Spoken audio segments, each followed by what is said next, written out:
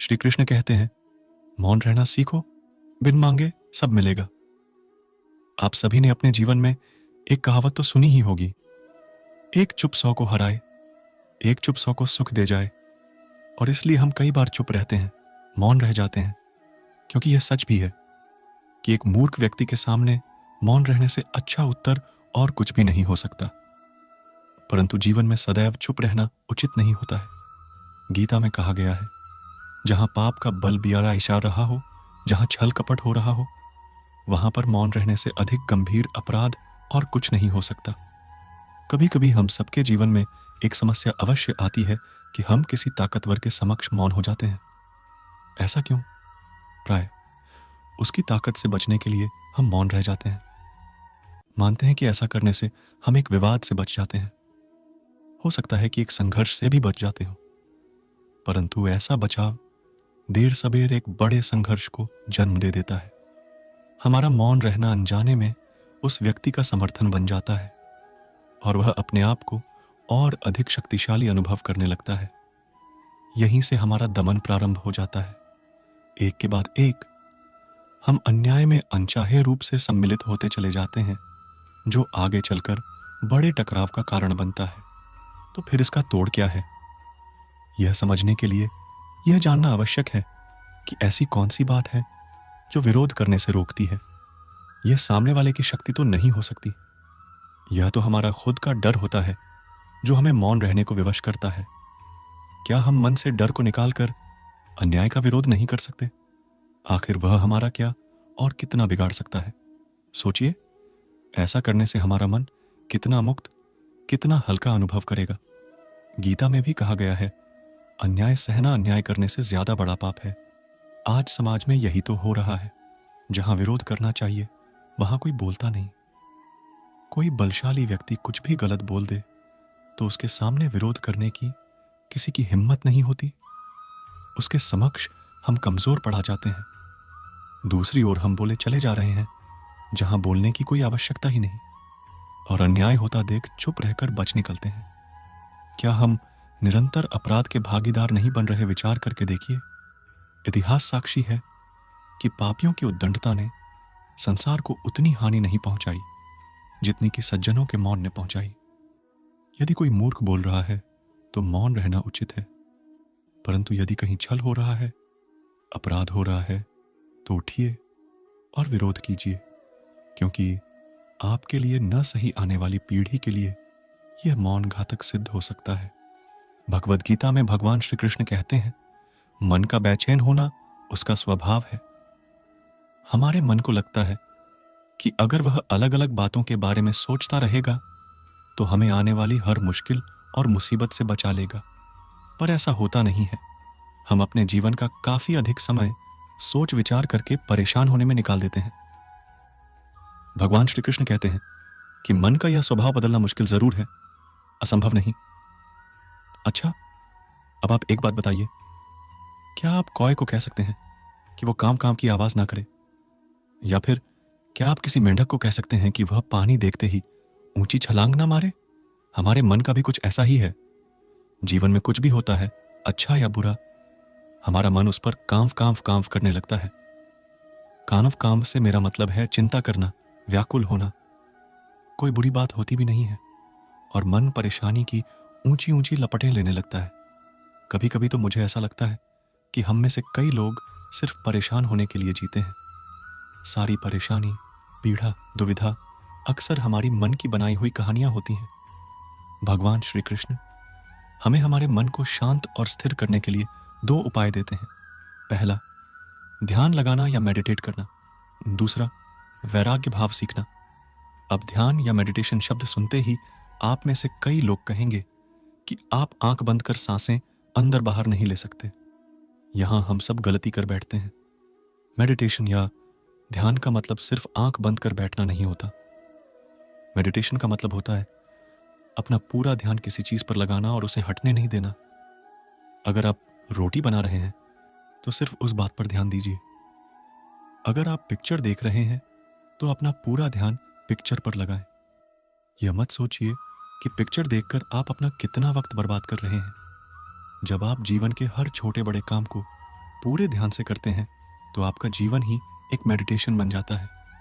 ऐसे जीवन में शांति, स्थिरता, साहस और सफलता का होना अनिवार्य है। वैराग्य भाव दूसरा उपाय। वैराग्य का अर्थ यह नहीं कि आप सब कुछ छोड़कर जंगल में जाकर बैठ जाएं।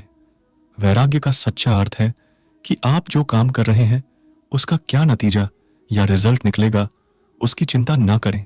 जैसे अगर आपने कोई इंटरव्यू दिया, आप यह कर सकते हैं कि पूरे मन से तैयारी करें और अपना बेस्ट देकर आ जाएं।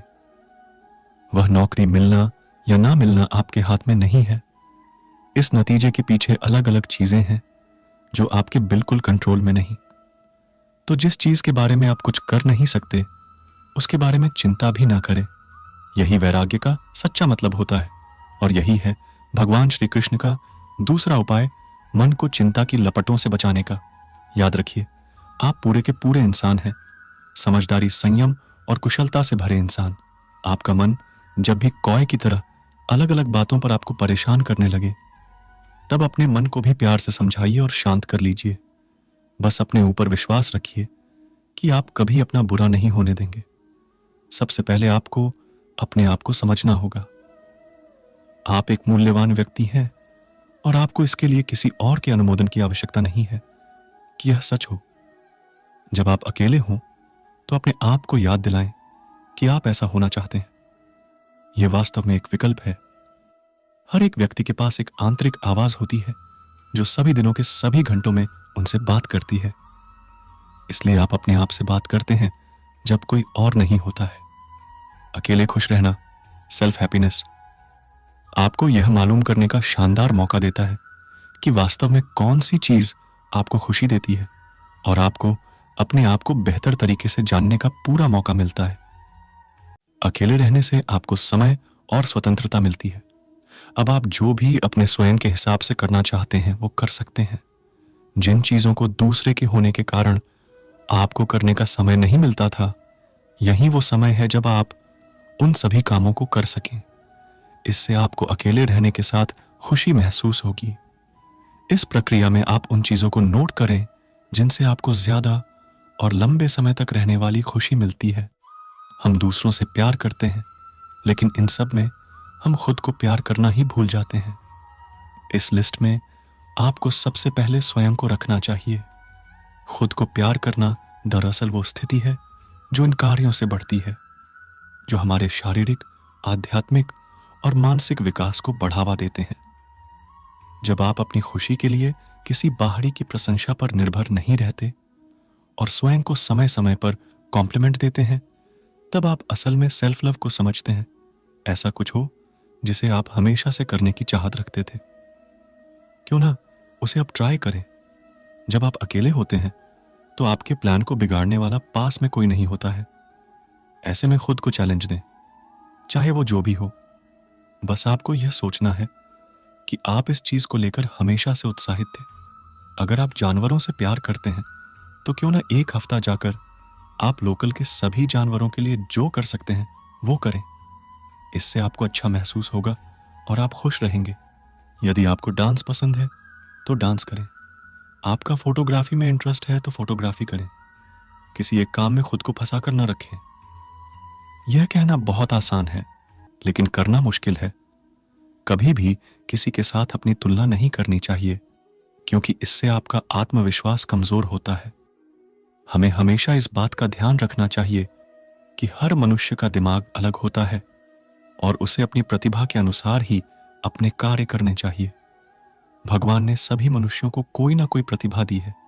हर इंसान को अपनी प्रतिभा को पहचान कर उस पर आत्मविश्वास के साथ आगे बढ़ना चाहिए। आज के युग में फोन का उपयोग इतना बढ़ गया है कि किसी भी व्यक्ति को खुद के लिए समय निकालना मानो मुश्किल हो गया है। वह किसी न किसी तरह फोन में इतना बिजी रहता है कि सुकून के 2 पल भी निकाल पाना उसके लिए नामुमकिन सा है। यही आज के युग की सबसे बड़ी समस्या है कि लोग खुद के लिए सुकून के 2 पल भी नहीं निकाल पाते। यह हमारे मानसिक और शारीरिक समस्याओं का मुख्य कारण है। फोन एक ऐसा उपकरण है जो हर मायने में आपकी उलझनों को बढ़ाता है। आज की भाग दौड़ भरी जिंदगी में खुद के लिए वक्त निकालना ऐसा हो गया है जैसे दांतों तले चने चबाना। सभी को अपने लिए क्वालिटी टाइम निकालकर जिंदगी में खुश रहना चाहिए। सेल्फ डेट पर जाएं और यह सीखें कि कैसे खुश रहा जा सकता है। आप अकेले रहकर यह जान पाएंगे कि आपकी जिंदगी का महत्व क्या है, आपके जीवन के क्या मायने हैं और आप खुद से क्या ख्वाहिश रखते हैं। अगर आपको यह समझने में मुश्किल हो रही है कि खुद को डेट पर कैसे ले जाएं, तो ये सोचें कि डेट पर वो क्या चीज़ है जो आपको खुशी देती है। ऐसी कौन सी जगह है जहां आप खुद को ले जा सकते हैं और क्या आपको स्पेशल महसूस करवाता है।